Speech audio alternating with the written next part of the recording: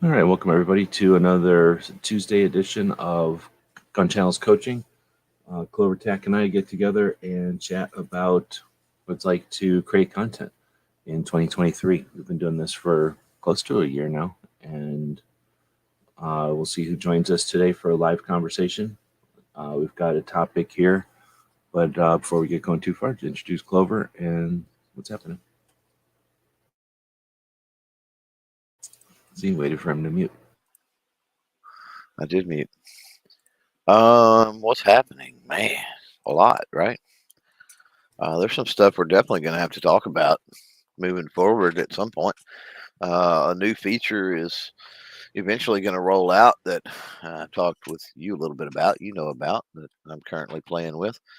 A new feature on YouTube, I should say. And then there is potentially going to be some changes to the YouTube partner program coming up. Uh, June, July, somewhere in there. I feel anyway. Some of the deadlines on some of the feedback and some of the other things are in June, I think. So, um, yeah, some things coming. This is a lot of people don't understand it though. This is the time of year with YouTube that things kind of start getting played with a little bit, and so they get through the first of the year and people get back from holiday vacations and they kind of get things settled back in.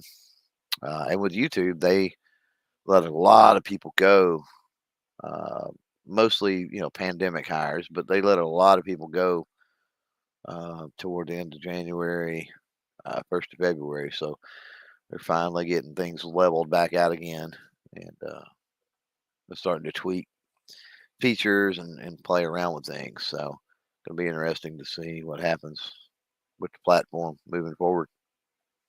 And Twitter's got a new CEO. I don't Twitter um, much at all, but that's something to note for those um, that do use the Twitters. Um, so YouTube changes stuff all the time. So why are you thinking this is going to be something different than the typical whatever they do all the time? In other words, just like reacting to changes in tech or what people like or what they think would work. I mean, they're constantly changing stuff, and Hmm. like I said, it's usually the time of year when they're going to do all that. Yeah, I don't get your question. Like Oh, I'm why? saying, do Because you if they think it? make No, not changes, why, not why, but do you think it's the way you were saying it? Do you think it's more significant this year than other no, years? I guess. no, Okay. I don't. No, no, no, no. Okay. I'm just saying it's things we need to pay attention to because they do affect us when YouTube rolls out new features. I mean, it can be features that could be beneficial and help our channel, and then obviously when they make policy changes, we need to be paying attention to those. So it's just things we need to be paying attention to. That's all. Oh, okay. I Um, was misunderstanding. I thought you were implying that it was yeah, I something don't know if you want to more go down the different this road, year or but something. yeah, with the policy stuff with YouTube partner program, and again, it hasn't rolled out yet, so we don't know exactly what the final drafts of all that's going to look like. But it does appear. I'll go ahead and say this because it matters. It does appear that with the YouTube partner program requirements, and this is going to be a pain. You were pulled out of the partner program recently, so um, a couple of changes they're going to make. The first is they're going to make the application process, the vetting process for applications will be a little more stringent. Um, it appears it appears that they've been doing this for a while. They're leaning more and more and more toward they do not like reused content. Like how often do you see YouTube Shorts, for example, that have the TikTok logo on them? People literally strip them from TikTok, screen capture, and then put them over on YouTube. Um, so again, it's not like a GunTuber related issue. It's an overall creator issue. And unfortunately, the whole reused content thing is going to end up bleeding over um, into other areas because ultimately that's what it is. It's reused content. So they're really making a push for unique, original content. Um, and that they've always said that's what they want. and that's what they encourage. But it's I think we're going to see that reflected a little more definitive in the YouTube partner program policy. Another thing that I'm hearing that they're going to So change with YouTube partner program policy is you have 30 days. You get pulled from the partner program. You have 21 days to appeal that. You have, and then it's 30 days before you can reapply. Um, there is after your first apply, if you don't get back in. So let's say you reapply at that 30-day mark. If you're not put back in the partner program, then your second application or reapply or whatever that kicks out to 90 days. And then the third kicks out to 180 days. So, um, yeah, they've expanded means that you gotta time even wait. So you gotta wait, in other words. longer. Yeah, it stacks, right? So had you not gotten back in, right, it would have switched and it would have been 90 days before you could reapply. And then if you don't get back in, you've got to wait to reapply, and then it's another 180 days. And so part of that is because there's a burden. And this is a little bit of opinion, a little bit of speculation, a little bit of what I'm hearing. Is definitely not anything somebody from YouTube has told me, but it is.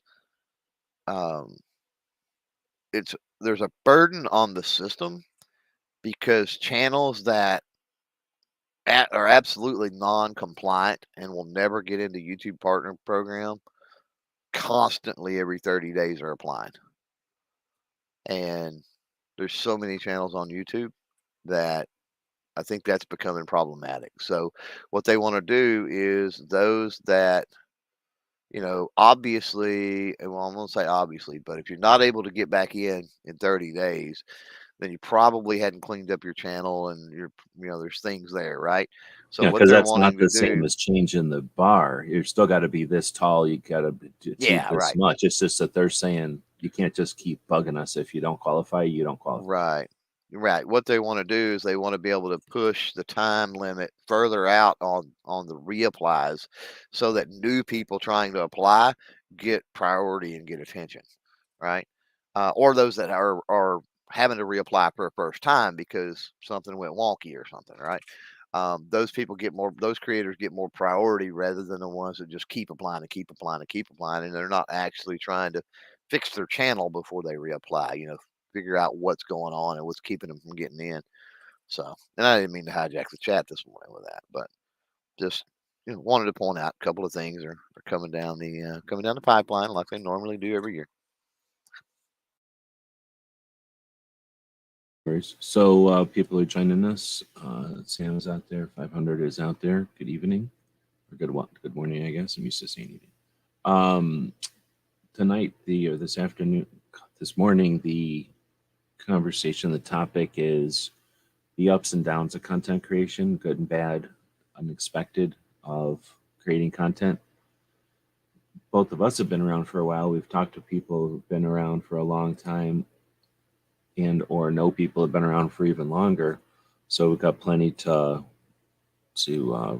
fall back on as far as this one. But I'll just read what the robot came up with. We're going to be taking a no holds barred look at the world of content creation. We'll be diving headfirst into the wild ride that is being a content creator, talking about everything from the initial idea, brainstorming, all the way through to the final edit and upload. We're going to take you behind the scenes and show you what it really takes to keep the content train running. We'll be discussing the creative process, dealing with the unpredictable logarithm, handling feedback, both good and bad, and the struggle to stay consistent in a field that's always evolving.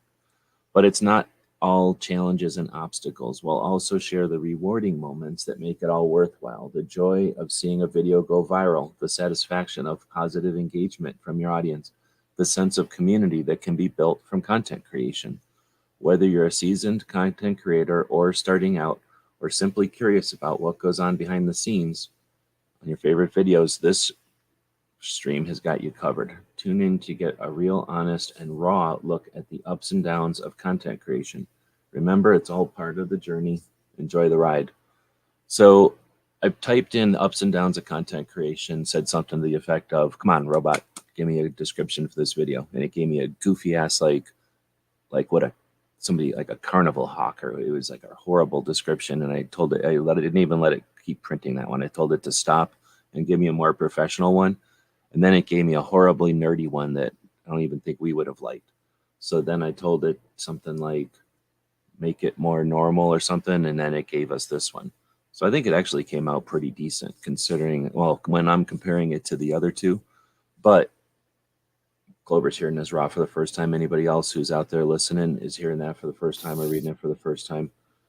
Yeah. What from there, where do you want to spin off? I got a couple of things right off the bat that I could spin off, but you're hearing it for the first time. Where do you want to take this one today? Um,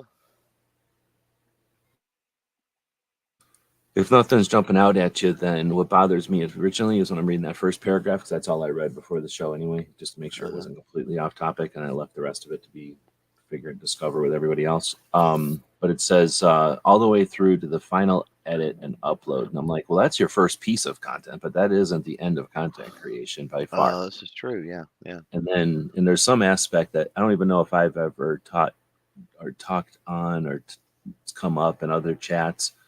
Typically people are brand new and they want to talk about what to do, or they've been around for a while and they want to talk about what they've done or what else there is to do. But rarely do you get opportunities for people who've been around for a while to look back and talk about stuff. So it's just something that doesn't come up very often. But most of content creation is getting stuff out there while you're new. And then once you've had stuff out there for a while and you've put a lot of stuff out there and had it exist, then you're in a different experience. And I'm going to try to put this to houses or cars or something. You want the thing, you research the thing, you save up for the thing, you buy the thing. Okay, it's great. Now you got your car, you got your house. Okay, that's a big piece of it, except for the other, when you look at it from the other side of life, you lived in that house for 30 years. So when you attain that thing, you figure out which one you're going to get and you work for it and you get it. That is a big piece of effort. And then you live with it for 30 years. And that's where all the stories come from. And that's where, you know what I mean? So that's, I think, what content's a lot of it is about. Oh, I'm going to create content. I'm going to create content. Let's figure out how and when and how and this kind of stuff. But we don't rarely talk, or we rarely talk about, or if ever talk about what to do on the other side of it, or how what the experience is on the other side of it once the content's been there for a while. And Yeah. maybe you even just get bored of it. Maybe you're sick of it. Like, why did I build all this content? I don't like it. I want to, should have tried something else. And I'm sick. Yeah. There's all kinds of ways to get discouraged or be elated. There's lots of fun with Yeah. this. So I guess that's where I started right at the bat. I'm like, that first paragraph, I was thinking, but it won me back. The robot won me back with the whole kind of getting into it with some of the other paragraphs there, and then at the end there, remember it's all part of the journey. Enjoy the ride, which is really sums it up really well, I think. Yeah. Um, yeah. I mean, it never fails to boggle my mind. I run across creators and oftentimes big creators. Definitely, it's not hard to be a you know bigger creator number wise than I am. Um, but I run across them that, yeah, I mean, it's like they've done that first part, right? They've done that first paragraph. They've done that consistently or whatever. Even they've done a great job at that part. But yet there's more to it that they're not seeing and they're not doing and they're not taking advantage of, right? And you're like, how can you, like, especially as a bigger channel with, I mean, let's say hundreds of thousands of subscribers with, you know, tens of thousands, hundreds of thousands of views per video, like, how can you overlook these other things? How can you not be participating? And a lot of the other things we're talking about, um, are revenue mechanisms, right? That can keep things going. A lot of things that we're talking about, I'm talking about in the sense of community driven type things, right? In many of those, you set them up and you forget about them. I mean, there's not even that much maintenance required to it, but it's like I don't know how you get to that point and not already have that incorporated. And so that's why one of my one of my things whenever I'm talking with a smaller creator, they always ask when should I do this? When should I do that? You need to be thinking about anything and everything from day one, pretty much. Um, Now, do you need to be strategizing for it, planning for it, and stuff like that? No, not necessarily, right? But you need to be researched, you need to be educated, you need to be aware that that type of stuff exists. That way, when you do get to a certain point where you feel that you're comfortable and you can take on and build that website or set up that Amazon influencer store or put the group on Facebook or start sending out a newsletter, right? um, that you can leverage the audience that you built through all of the content that you've uploaded to do those things. So, yeah, I mean, the paragraph is right in a sense. Like that could be the end of it, right? Like you just film you get your idea, you film your content, you upload it, and you just move on to the next thing. Um, but that's a short-sighted, when you read that, when I look at that and down in the description, that seems short-sighted to me.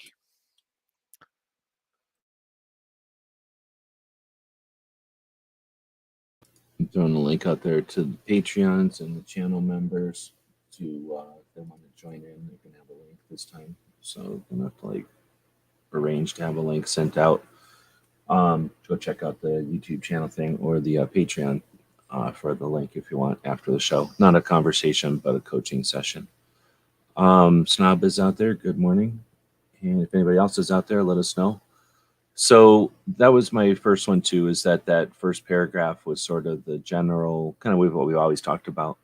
Then it gets into the no holds barred look. Oh, I guess that comes from fighting, where they would say no choke holds, that kind of thing, right? No sleeper holds. So this is the no holds barred. We're gonna Yeah. we're gonna down and So, dirty, anything not goes. holding back. Yeah. Yeah. So we're gonna take you behind the scenes to show you what it really takes to keep the content train running.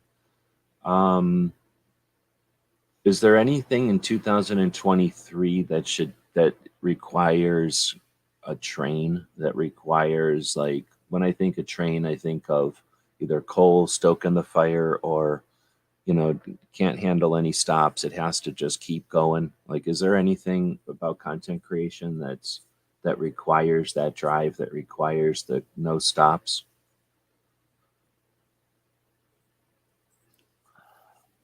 I mean, it could have been, I think. And I mean, obviously, I if don't you know. want to go with extreme strategies, anything goes. But in I just don't think general, I don't so. I think mean, you need to put that kind of effort into it. yeah, it's not going to be a perpetual thing, and I think that might be that's the more negative that does say in that particular part of that paragraph, both the good and the bad. Um, but I think that has to do, especially those middle two sections, have more to do. There's a lot about the obstacles. There's a lot about the negative, the pitfalls, the things that you need to try Challenges. to, yeah, the challenges, the things you need to try to sidestep if you can, or the things you just got to trudge through and learn from. Um, the adversity can be beneficial in a lot of ways. Oh So, yeah, certainly. Because right, if you don't get pushed back, then you don't know boundaries, and you just spin off. yeah, A bottle yeah. rocket without a stick just spins The off, wasting all its energy doing nothing. the train idea, to get back to what you were saying, when you were saying that, I was thinking like, okay, it's a train, it's perpetually running, right? And the issue, and especially when you try to get a schedule, you try to stick to a schedule. Some there's the vast majority of creators, and I will argue, even though I probably fall into the camp of, um, I don't keep the best content schedule, and I am not the most consistent. And um, first step in getting help for a problem is admitting you have a problem, and I don't have a problem saying that. And I think that I fall into the majority of creators with that. I think I'm on the middle road. I know what it takes, and I could do that. It's just for whatever various reasons I fail to do it. Um, and then there's some that don't, all the way on the other end of the spectrum, that don't understand that's a thing, and so they're not putting any thought into being consistent and stuff. But anyway, my point is, you can't, you don't need to look at it in that sense. You're going to need breaks. You're going to need opportunities to step away, and so at some point, you start a YouTube channel. You're putting in many, at least your free hours, right? However many hours a week is irrelevant. If you're holding out a full time job, uh, you know, 2 hours a day may be like major time sink for you, right? But either way, you're burning up, you're burning the candle at both ends, you're burning all your free time.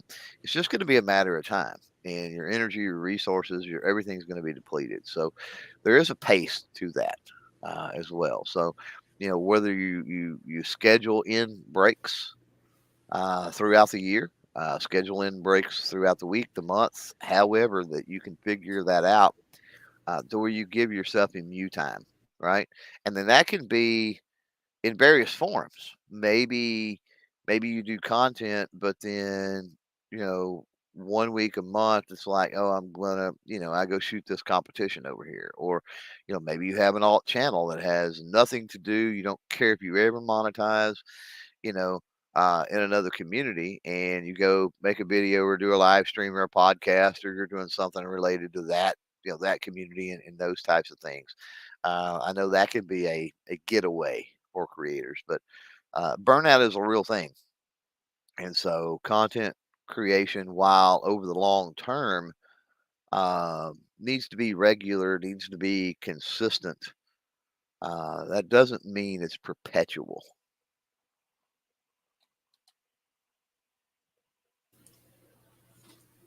There's scheduling, and then there's uh, expectations, and I guess realistic, unrealistic expectations. But having expectations that are within reality and not, I don't want to say unrealistic, like absurd, but unrealistic, like you haven't calculated them, so you never took it into the equation. And like you're saying, schedule time for, if you've got 5 weeks in a month, don't schedule that fifth week, right? If you've got there's those 2 bonus weeks in every year.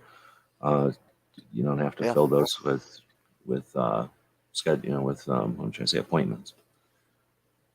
And that's just, I mean, one point.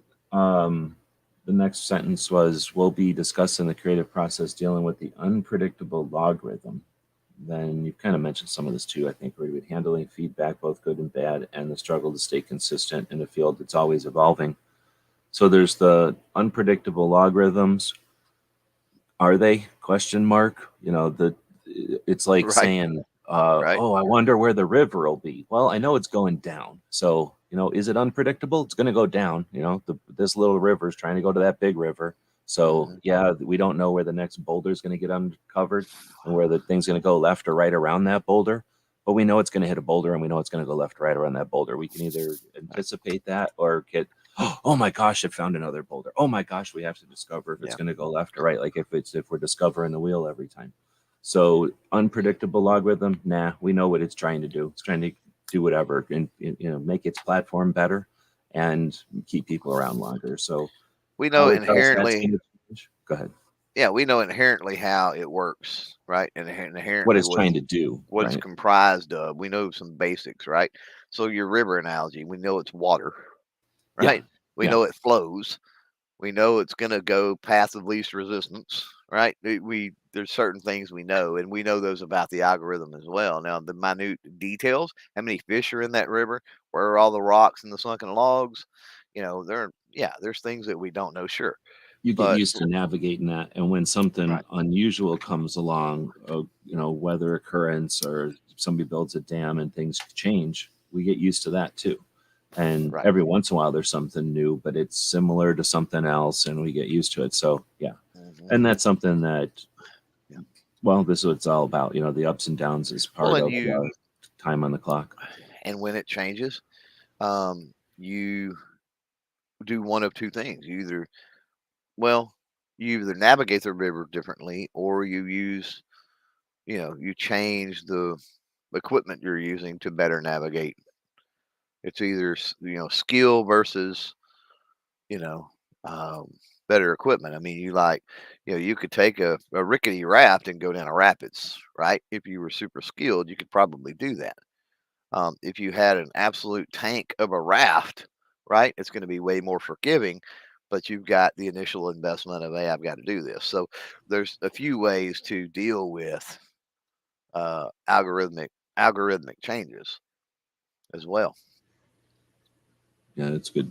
There's the using the raft. There's the modern materials and techniques and awareness of what came before. But then those first people navigating the river with what's canoes made out of skins and willow twigs or something. Like Yeah. very fragile craft that were good for navigating lakes and stuff. They figured out that you needed to make stronger vehicles to get down rapids and stuff. So, as that tech evolved, and then some people became specialists at it, and they probably charged a fee to get you down the rapids because they knew them and how to get through them and how to navigate them and all that kind of stuff. So, yeah, you're right. People became highly skilled at whatever tech was available at the time.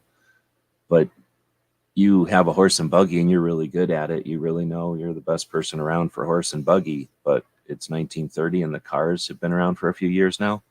Is that skill set necessary? And at some point, you're just fighting the current just to keep your old skill set valid when no one needs to go unless for remnant, to for old time's sake. No one's going that route when there's a bridge or an airplane and the river isn't even need to be navigated anymore. We got that issue where people get really good at doing something.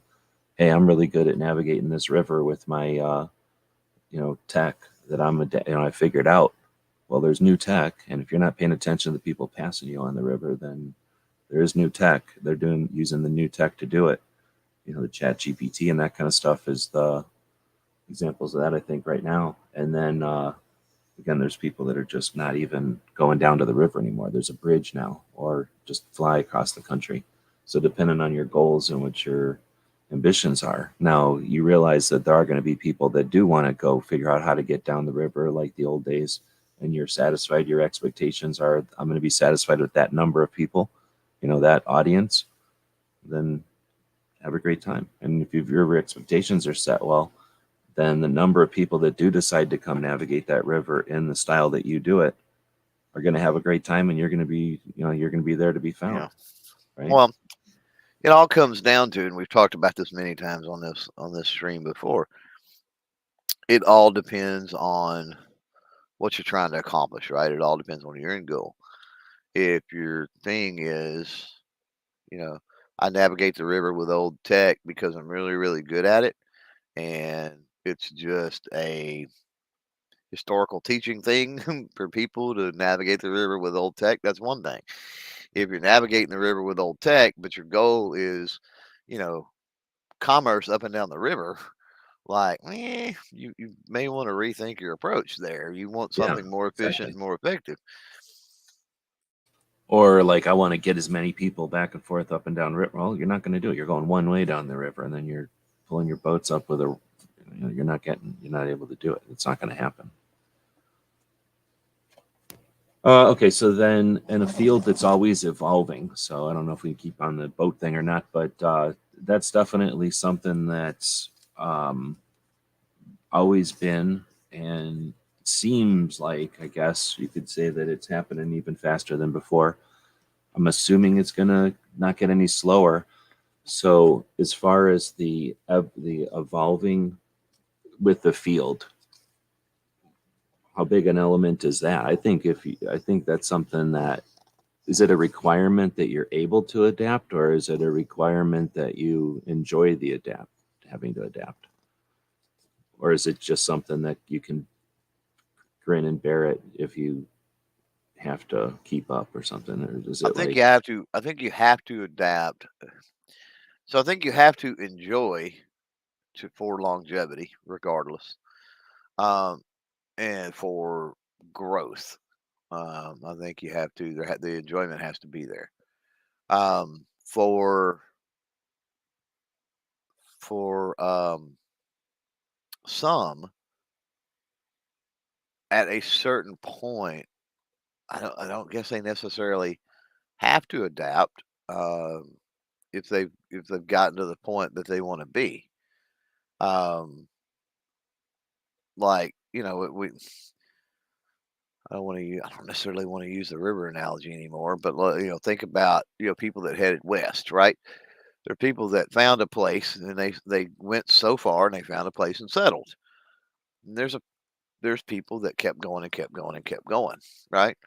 So, I guess once you build a community and build an audience, um, where growth and is not at least a main priority, an active priority with your channel, um, then adaptation becomes a little less important, I think, to you at that point. But again, that's it's all goal dependent. It's all kind of goal, in game oriented. That's interesting. So I hear what you're saying, but I think at the same time, if you find your niche or you find your people and you're hanging out and you're doing your thing and everybody's enjoying themselves, doesn't it get stagnant or risk getting fragile with age when you just don't Not change if you're anything? bringing new people in that are just finding things for the first time, Well, I right? guess I'm thinking of like a Facebook group or like a, let's say even Yeah. better, MySpace. No, yeah, MySpace is the one, right? MySpace group. So let's say you had your group and you figured it out and everything was good on MySpace. Well, there's still technically it is, but you know what I mean? It would be, or Yahoo groups or something. I know personally about that kind of experience. So when, group thrives on Yahoo groups, but the rest of the internet moves along in Yahoo groups, hopefully nobody even knows what that is anymore. It was a horrible, horrible time on the internet. Just a clunkety, horrible, complicated, horrible communication system thing. It wasn't really a forum and it wasn't a message board. It was a Yahoo thing. Is Yahoo even a thing anymore? Anyway, you know what I'm saying? Like a technology moves around. You got to keep up with it in some extent, is what I'm saying. Otherwise, you risk your presence Yeah. being washed away or flooded away, Well, where your like the old community town is, that don't move. yeah, where your community built matters. So, evolving, adapting, all of that in the sense of where your community resides, sure. But if we're talking about huge, long-term viable platforms, years upon years, decades upon decades, they're there. And then all you got to worry about is the platforms changing themselves, not completely going away. Right. That's a completely different scenario. And but yeah, but I think there's a what I'm saying is there's a difference between I have to adapt, um, Or and even there's a reason well, or like an let incentive. me let me say this. There's a reason between I have to adapt, or there's a difference, I should say, between I have to adapt, right? Um, I want to adapt, and evolution, meaning you adapt without even realizing you're adapting. And that happens too. That happens a lot of times. I even have experienced this, and I'm sure you probably have too, G. Most channels have as they grow. One day you wake up and you go, whoa, wait a minute. Hold on a minute. Like I've slowly done something different to the point that now it's the norm and it used to not be. And I didn't intend on that, right? But it was a product of some things changed and just little tweaks and little idiosyncrasies, right? That I did along the way, and the next thing you know, it's like, oh, I adapted, and I didn't even realize it was like passive adaptation. I didn't even realize that I had done it.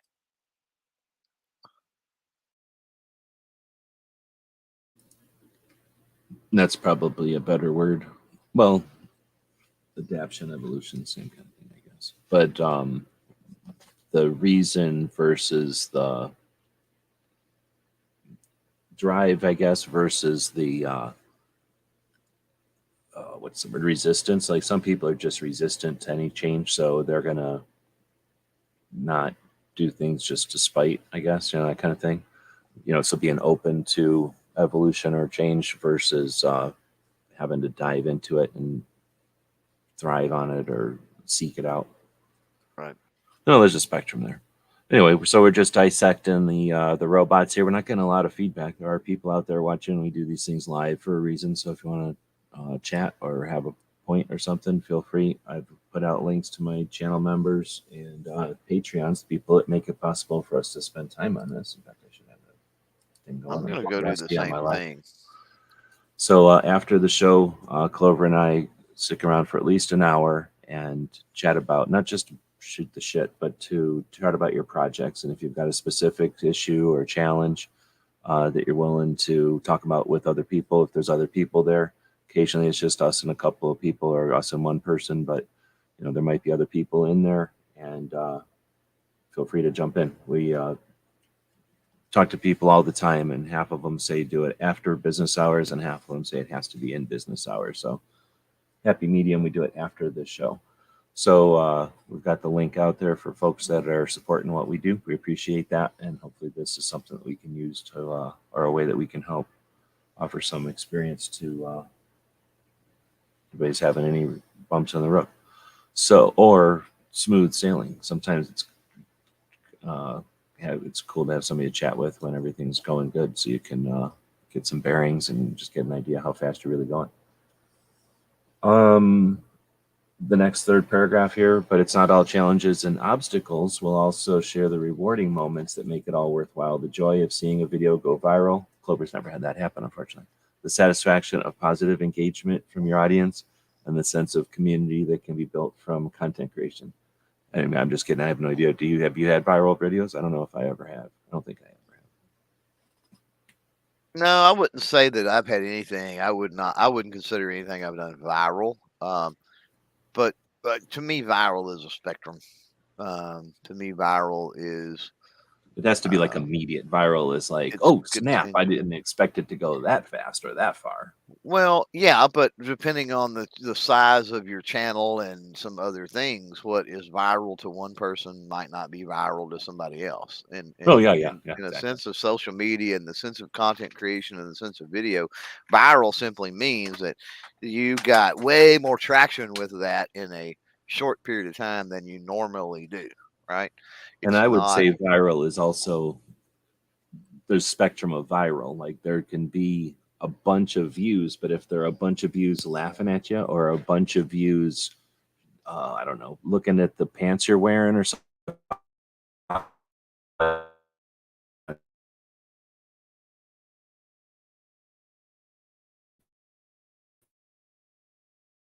Yeah, G-Web's roboted there and dropped out, so not real sure. We'll see if he gets back in. But yeah, Yeah, but you got my idea there. I was just saying there's a yeah, spectrum of yeah, viral also. and we keep using that talking about a spectrum, but life unfortunately is a spectrum for the most part. Like people that deal in absolutes, uh, that only deal in the black and white. Like, how boring is that, and how restrictive is that, right? So, yeah, Well, and it's not that simple. So if you're going into things again to have realistic expectations or to have a realistic understanding of the thing, then expecting it to be black and white ain't gonna happen. Like to people either be for it or against it ain't gonna happen. There's gonna be mix, and the mix is usually where there's uh, where you don't where there's a question mark and where you don't get to make a decision. Oh, this worked or this didn't. Like, did it work? I got a lot of feedback, but it wasn't the feedback I was expecting. It wasn't good feedback. It wasn't bad feedback. It was all about my microphone. So now I got to stop this whole thing and go buy a new microphone. Or maybe it was all about my research was bad. I got to stop everything and question my research or something. So when you're not expecting yeah, something along the way, you think everything's going to be yes and no's, pluses and minuses, or whatever, like switches, yeah, what left or right. Well, it's not always like that. Sometimes you have to figure out and you can't know this ahead of time, but sometimes you got to figure these things out. And with experience, you start to figure out, yeah, there's these gray areas. And when you create, let's say it's an open-ended question versus the yes and no. If you're going to ask yes and no questions to people, don't get upset when they answer with a yes and no. When you ask open-ended questions to people, don't expect them to answer with a yes and a no, right? Like, so sometimes if you can set yourself up, or you can just not be realizing that you're setting yourself up for results that you don't.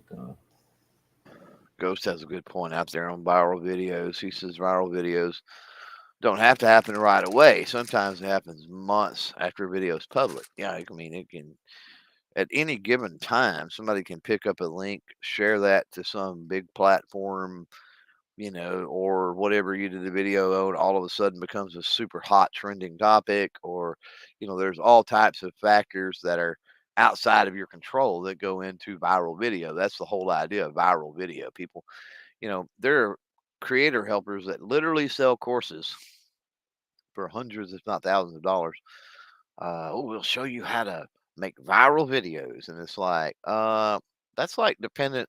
The whole idea of it being viral is it's dependent upon random outside factors, you know? So it's like, I don't know how you can teach somebody to reproduce that, but uh, more power to you if you yeah. Yeah, I mean, you can look at what's happened, and you can figure, okay, every once in a while the world needs this release, or this like little giggle or pressure, release or whatever. And what is that? It's usually a little jingle. It's usually a little dance. It's usually a little funny thing or a little embarrassing thing. So, if you figure, okay, you got some schedule, the world needs these things every once in a while. The ones that happen last for this long. So, you know that they've got a lifespan. There's going to be another one, like a need for another one every so often. So, you can seed, you can put out a lot of stuff that's like, viral like, and then hope that it catches. But it's essentially, it's putting out bait. Fish need to eat. They like to eat this kind of stuff. They usually eat this Right, time of day. They hang right, out here. Let's try putting bait there. Doesn't mean you're going to catch nothing. Some people get good at it. Some people figure out the right combinations and seem to catch them, but they're not pulling every fish out of the lake. And you only need to. Well, anyway, so I think there's a lot of analogies there. But yeah, I think a lot of points there. And where this come from? The satisfaction of seeing something go viral. When you talked about the spectrum there too, like something truly going viral, it gets out of hand and it's gone, and now you're a thing on the internet. Like, if you want to look at it that way, like what truly went viral is the stuff that we all know of as memes. So some of those, I'm sure those people would rather not be. At some points, they're probably okay with it, but they probably would rather have not even been part of that whole thing. So, uh, what's really viral is very few. And then the stuff that we call viral is just the stuff that's out. What's the word? Out, out uncharacteristically extreme for our perspective. So something that in my realm goes large, or in your realm goes large. That's your viral. That's my viral, right? And that doesn't necessarily mean to the world it's viral, but to us, it's something that uniquely, independently went off on its own for whatever reasons, and well, either pulled your channel up, or gave you some recognition, or paid you, or opened a door, or introduced you to somebody, or put you on somebody's radar, or all the different things. So that, I'm going to go ahead and say everyone has that. It's just at a different size for everybody, right? But at some point, maybe everyone hasn't had it yet, but everyone's got one of those coming at least. Because when you put it in that perspective, everybody's going to have something like that, even if it's right, comparable, not that big to somebody else's, right. right? You know, and since we're on viral, just to make a point about it, um, when because we've seen this, I've seen this. I don't say we. I mean, I don't know how many other people are paying attention, but I've seen it over and over and over and over and over again. In the pre-chat, we were talking about people coming and going, and as far as content creators and stuff like that, and the turnover is insane. Um, and I think part of the turnover is lack of community. It's not lack of community, it's lack of awareness of community. Like they don't know how many. I can't tell you the number of channels that I've run into, big thousands, hundreds of thousands of subscribers, and it's like I didn't even know they existed. Why? Because they're not really they're out there on an island by themselves, and that's fine to an extent. But the problem lies when you need help, when you need to brainstorm, when you just need some support, just encouraging words, even right becomes problematic. But back to the viral. One thing I see over and over and over is how people fail to capitalize on something that goes viral. They have something that does really, really well. Let's say they may get 30, 40, 50 views on a video, over the course of, the first week after uploading or something like that. They upload something and, the first day they've got hundreds of views. Well, that's a signal, like you did something right with that video. Like something there's something that caught with either one of two things. Either you did something right as far as the algorithm is concerned and it promoting that video, or you did something right as far as catching a trend and going viral, right? Because there's two reasons that you can get a lot of traction really quick on a video. And it doesn't mean that the video is viral in the sense of it's something that's catching a trend. It could just be that you did a really good job at nailing down currently what, you know, the your audience demographic is wanting to watch and what the algorithm is looking for as far as promoting that video, right? Um, so I think that you need to look at if you have something that performs really, really well for your channel, and you can go back and even look at this retroactively because we have access to analytics. Go back and look at those sorts of things and try to identify those videos. Hey, which videos performed well? Then look at the traffic sources and some other things. Did it go well because of viral, because of outside factors, or did it go real well because of something I did that maybe I didn't even realize I did? Maybe words I said, maybe the way I did the thumbnail, maybe the background, maybe it was the products used or the way you dressed. There could be something of that nature in that video.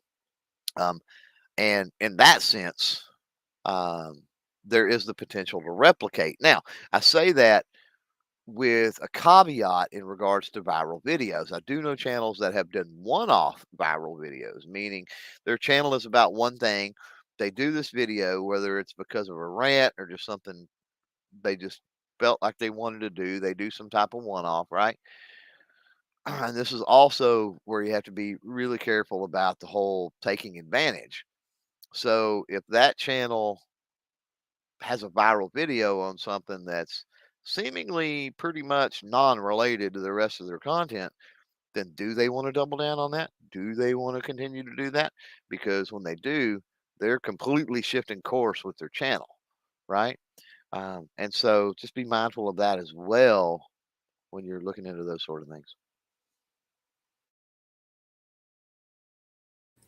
Yeah, when you're chasing it, or I don't know, putting out feelers or seeds or whatever to try to find something. I don't think there's much strategy there, much use in that strategy, but there might be some satisfaction or something, some interest people have in seeing what it's like to have one do that.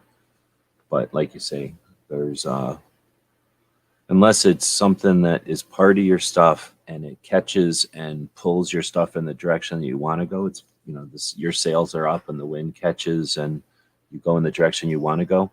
Having a kite pull you in a different direction and go really, really, really, really high is kind of an interesting thing, but it's not moving your boat in the direction you want to go. It's actually pulling you in the wrong direction, and it's just a kite. A lot of people see it, but it ain't your boat and it ain't getting you where you want to go.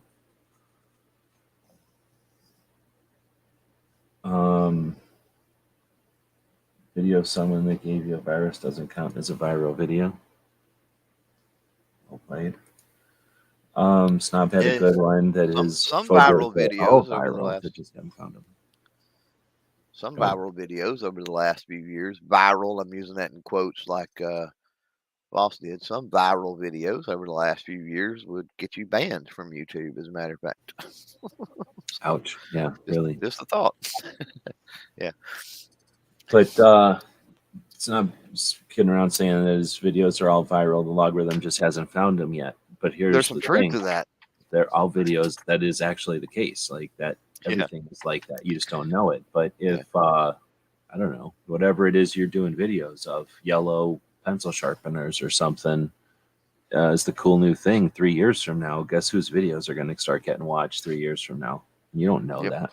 I mean, I'd know that, but most Yep. people don't know what fads are coming. They can't just see it coming.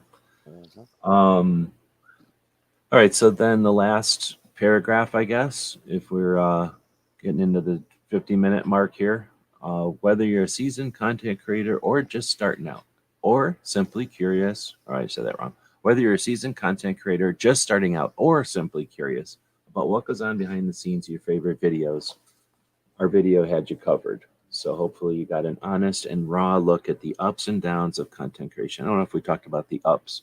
What are some of the ups that people don't realize content creation? The I think the networking and the contact, the people you meet. I think the community aspect of it or whatever.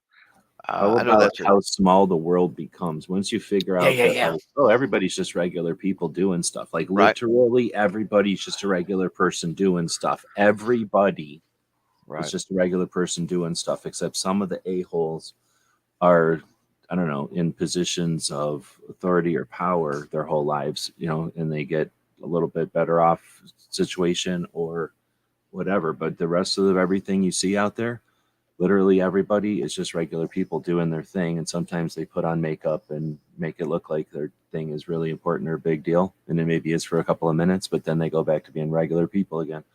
And everybody else is just regular people. And once you start participating, you figure out that literally nobody's got it down. The people that act like they got it down are fake and they don't have it down. And they usually just wait for them to trip. And the everybody else is just figuring it out. Like literally everybody else is just regular people. And I think creating content just opens that door, whatever, to be able to go, oh, look, everybody's just doing the same thing. You start talking to content creation, every person out there is going to know about microphones and issues with streaming and getting people to join a live stream, like the same issues we all have. Sorry, Yeah. I grabbed that one. Yeah, no, making the world smaller, I think that yeah, I think you're absolutely spot on. It's from my perspective anyway. That's um, one of the awesome things. What did it say? Oh, you were talking about the ups. Yeah, the ups. Um, I guess it's still making the world small, but like being able to experience certain things, right? Travel. I mean, that's one thing that uh, my wife's got a calendar on her uh, craft room door in there with of the United States, and I've been complaining that she's got like 5 states she needs to color in. So just it's little things a lot of times, but you know, again, I said it earlier. Life is a spectrum. Life doesn't happen in the black and white; it happens in the gray, and many times it's those little things that add up, and that's what life's all about. I like snobs there. Ups, friendships, opportunities, absolutely. Do things that you would have gotten otherwise. In some cases, uh, people's fame and fortune. Snob's getting there. He's gonna have fame and fortune. He's already got the fame, but he's working on the fortune. We know that. He will be the Tulsa King before too long. The real Tulsa King.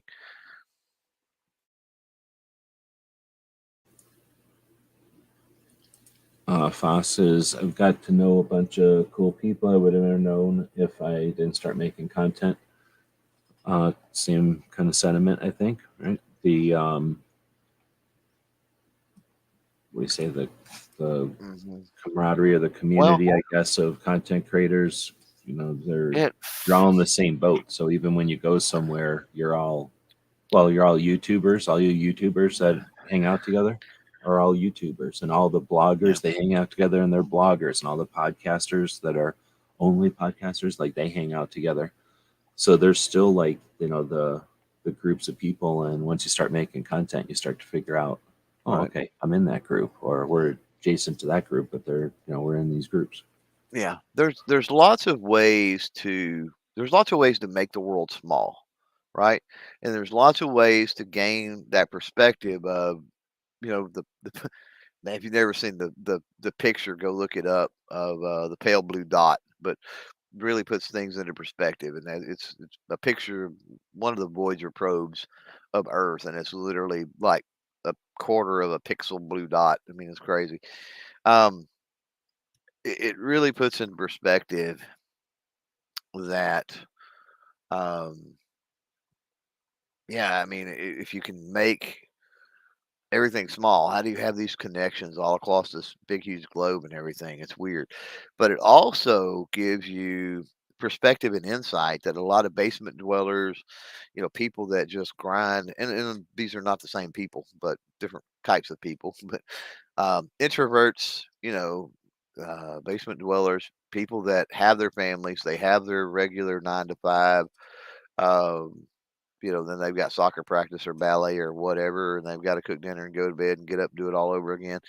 Um, like it's crazy because whether it's at the local gun shop or whether it's even I get into these conversations and a lot of times in comments, forums, that there are people out there that they just have not been out in the world and they have just not talked to people. And some of the ideas and perceptions they have are just crazy, right? And it being a creator really opens up your mind to a lot of that, I think. And it's kind of like imagine if you landed on an island, right? And those people were able to communicate. You were able to actually speak, in my case, redneck with them, not English, but you were able to actually communicate with them, right? Um, they absolutely would have no idea when you started to try to explain what a car was or an airplane was or like basically fire is the most advanced thing that they know, right? Astrology, that the earth is round, that we're one little dot spinning around in a huge, huge universe. Like, you know, they wouldn't even have the ability to grasp that, right? And the more that I branch out, the more that I go, the more that I travel, the more that I see, the more people I talk to, the more of those people I run into. And it's like, you just need to get out. Like I don't know if volunteering somewhere is a thing for you. I'm not going to say everybody needs to get into content creation because it's not up everybody's alley, but you definitely need to get out in the world and experience things and actually talk to people and have conversations with people and understand the nuances and the massive amount of individualism that goes on in this country. And I don't like to get off into a rah American individualism, liberty, freedom thing with this, but it's true. Yeah, and it's kind of towards the making the world smaller. Is if you're into that, you can be a contributor or part of that concept of understanding, learning, and bringing that, those perspectives, those point of views from what you find out there, what you, I guess, gather, what you heart, what comes in from the content that you create, right? Because you create content, you don't do that in a vacuum. You create the content, and you either are doing it wrong and you don't pay attention to the feedback, or you're getting constant feedback from every different way. Dicks Yeah. to Well, comments to collaborations, you're getting feedback, and when you bring that feedback back to your realm, whatever it was you came from, that's making the world smaller again, because you're separate, you're removing boundaries of unawareness, right? Like, I don't want to say yeah. ignorance, because it's just, people Yeah. aren't aware of each other, but once you can share Well, and participate in that sharing, then that's again just creating more awareness, I guess. right. That's all. Yeah. And more, creators, smaller channels, heck, even bigger channels that haven't realized it yet. Um, they look at content creation, and once they get over that, this is fun and I enjoy doing this. Like that's a lot of times that's the motivation, right? And then they start looking at revenue mechanism. What am I getting out of this type thing? and that could be revenue, it could be several different things. But they discount the other valuable things that can come from the aspect of making the world a smaller place, right? Like, I may not make a lot through YouTube, may not make a lot through Patreon, may not make a lot through to be able to, spend a bunch of money and things like that. But then again, for example, snobs out there, and I think pretty much everybody knows at this point, I'm basically a contractor. If I've got a project, if I've got something that I need to figure out, I need to do, and it's like crap, I, I got to save some money here, right? Um, I know Snob. I could pick up the phone. I could call Snob and I could say, "Hey, man, like I really need to save a few bucks on this. How can I? Is there any corners I can cut? That don't cause the structure to fall in or whatever the case may be that I'm working on. That's not detriment to the project. What would you suggest, right? And that was just a value that ultimately saved me money that came from content creation that really has nothing to do with content creation itself or the videos, you know. And a lot of people don't, they're just focused on, oh, I need to get monetized on YouTube, I need to get monetized on YouTube. And it's like there's way more to it, and there's way more things out there that are beneficial to you and your life and everything else, um, that I think you should be focused on first. Yeah, I think in another way, as you were saying that, I'm thinking of, let's say you're into building model boats or into playing guitar in a funny way, or whatever it is that your niche is. You've got the potential to share that and learn and find others through content creation, especially when that niche isn't established, and you've got that potential, I guess. So adding Right. it to your list of things, it's not difficult. You can be into it, but most people drive to work every day. That means they own a car and they somehow maintain it, and they get gas for it and they put oil in it when they need to, right? And they're not buying cars Yeah. that are zillions of dollars that are maintenance free, but they're somehow able to not be a car nut and still own a car, right? And use it when they need it without even thinking about it. So you can do the same with your content creation. You should be able to use a camera like you use your car or like you use your blender. You probably don't know everything about nutrition or everything about food preparation or everything about mechanics of, I don't know what it would be, turbulence or something the blender does. Like you don't need to be experts at all that to know how to jam stuff in a blender and make a milkshake or whatever you're gonna make. So you should be the same with your camera or your internet. So if you're into model building or into guitar playing or whatever it is, cowback riding, anybody can horseback ride, but nobody talks about cow riding. So if you're in the hobby of cow riding, you probably do yourself a favor to add content creation to that, share your cow adventures, and then you'll find other cow enthusiasts out there. Yeah. Like Snob saying, maybe find some tax write-offs and all. Well, I'm a little offended you shifted this into a cow conversation with Snob out there now, because It's because of Fox I News, feel man. like you got paid off by Snob to start talking about cows. So, but that's okay. Trust me, I'm only talking about cows because I'm getting paid. Big time cow. Let's see. But we do have some other comments coming in, and we're about to wrap it up here. We put out links for I did share the link to patrons. my patrons as well as channel members. So again, it's in the after chat if you want to jump in. It's not a BS session, that type of thing. But if you want to talk, talk nerd, talk creator about some specifics of your channel or whatever, related to today's topic or any other thing, then yeah, feel free to jump in.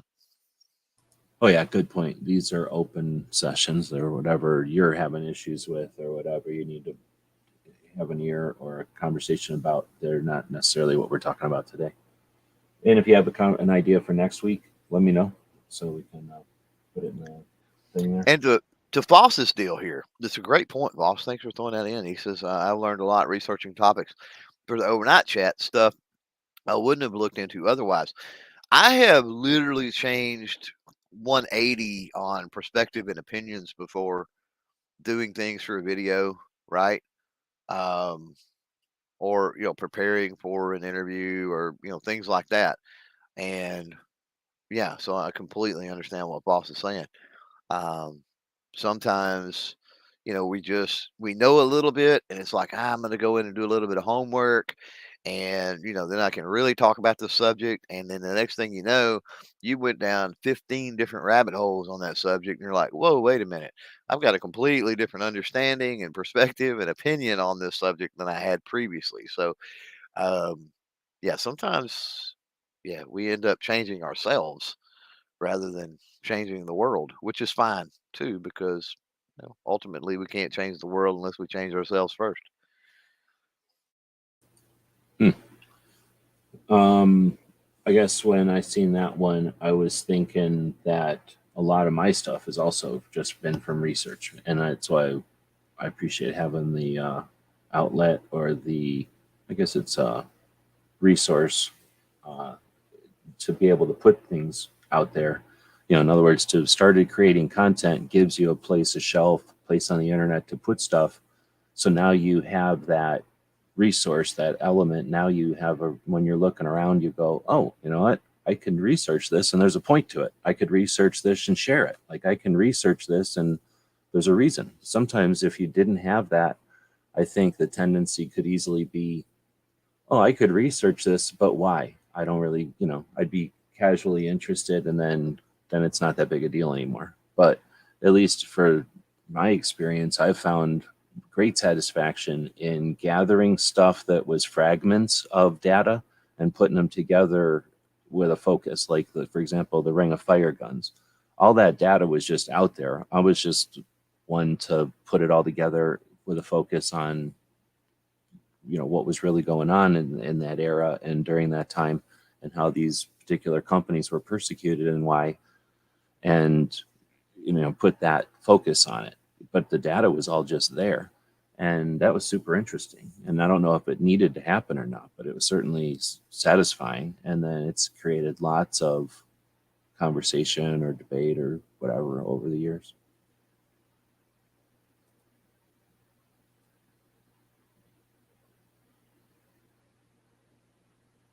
Oh, okay. So Ozzy put out a comment. I'm not really a content creator, but being in the middle of live chats, I've been able to talk to people all over, made a lot of friends, and even met several in person. Yeah, for sure. And that's the other side of it. I don't think that content creation is just the people hosting the shows. I think if you're participating in the stuff, you're part of it. 500 Magnum and Snob and Foss and Gizzard and everybody, Ozzy obviously, and what else is out there? You're creating content. You're putting stuff on the internet. Ghost, technically. Sam, right? You're writing comments. That's there. I guess technically somebody could go in and delete them all, and some people probably do. I delete stuff that's weird, right? If you put in dumbass shit, I'm going to delete it. I don't mind saying that. I mean, I do that because I don't want dumbass shit on my stuff. But aside from that, like you're putting stuff down, and it's going to be there.